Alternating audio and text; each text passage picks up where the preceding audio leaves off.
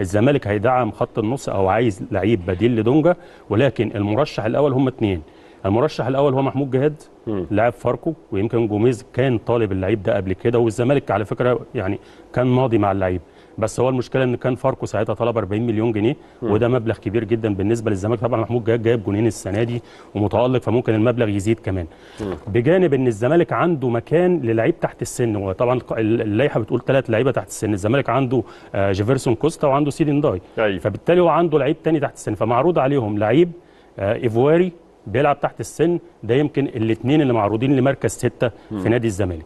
موضوع حمدي فتحي مش موجود تماما. موضوع وليد الكارتي يمكن عقده بينتهي مع نادي بيراميدز وما بيلعبش بشكل اساسي وما جددش لنادي بيراميدز. انا بقول لك ان هو معروض فعلا من وكيل لعيبه على يمكن اتكلم مع وليد الكارتي لاعب بيراميدز وعقده بينتهي بنهايه الموسم الحالي، واتعرض على مجلس اداره نادي الزمالك من احد وكلاء اللعيبه